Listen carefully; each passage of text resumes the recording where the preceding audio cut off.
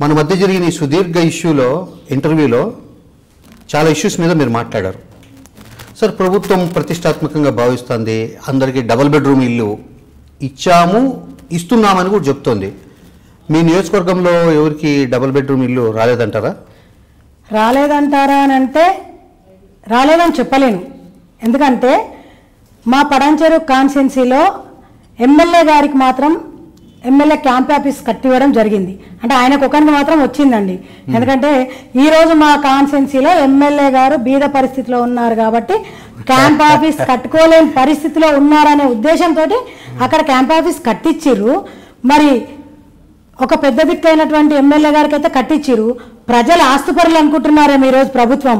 ప్రజలకు అన్ని విధాలుగా ఆస్తిపరులు, ఇండ్లున్నాయి, అన్ని ఉన్నాయి, మెల్లగా కట్టిస్తాము అని అనుకుంటున్నారేమో, మరి నాకు తెలియదు. కాబట్టి ఒక్కరికి మాత్రం ఎమ్మెల్యే క్యాంప్ ఆఫీస్ మాత్రం వచ్చింది.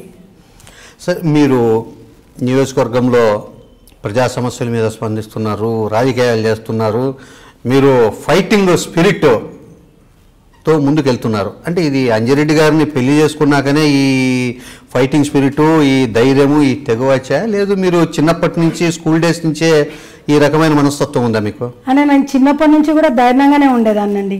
ఎందుకంటే మేము మా అమ్మ నాన్నకి మా నాన్న పేరు మాధవరెడ్డి, మా అమ్మ పేరు సుశీలమ్మ. వారికి సంతానం ముగ్గురు అక్క చెల్లెళ్ళం, 2 అన్నదమ్ముళ్ళు. అందరితో కూడా నేను గట్టిగా పోరాడేదాన్ని, గట్టిగా ఫైట్ చేసేదాన్ని.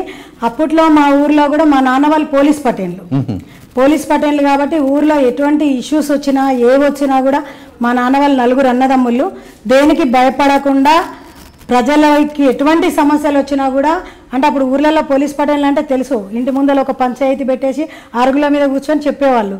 ఆ విధంగా మా నాన్న కూడా ప్రతి సమస్యను కూడా వారికి సమాధానం చెప్తూ, పంచాయతీలు చెప్పుకుంటూ, ఊర్లో ఒక పెద్ద మనిషిగా పోలీస్ పటేల్గా ఒక వెలిగారు. కాబట్టి చిన్నతనం నుంచి కూడా చూస్తూ వచ్చాము. అదే ధైర్యం మా ఫ్యామిలీలో నాకు కూడా ఉంది.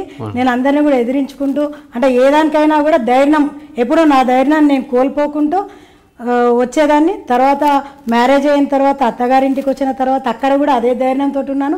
అదేవిధంగా మా అత్తగారింట్లో కూడా నన్ను ప్రోత్సహించడం జరిగింది.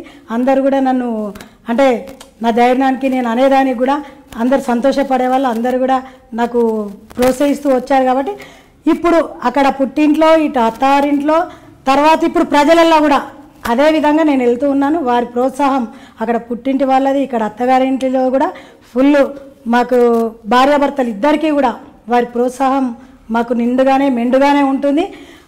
అంతకంటే ఎక్కువగా ప్రజల యొక్క ప్రోత్సాహం మా మీద ఎక్కువగా ఉంది. అంటే మా మీద వారికి నమ్మకం ఎక్కువగా ఉంది. కాబట్టి అది మాకు ఒక మనోధైర్యం, ప్రజలదే మాకు ఒక మనోధైర్యం, ప్రజలదే మాకు ఒక బలం. ఈరోజు మీరు అన్నారు కదా, ప్రజలలో మీకు బలం ఉందా అంటే, మా బలమే ప్రజలు, మా మనోధైర్యమే ప్రజలు. కాబట్టి అదే ధైర్యంతో నేను ముందుకు వెళ్తానని చెప్పదలుచుకున్నాను.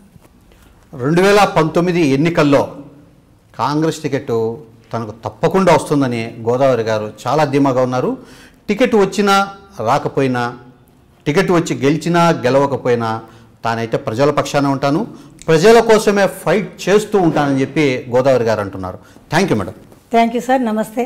మంచి అవకాశం కల్పించినందుకు మీకు కూడా మా యొక్క ధన్యవాదాలు.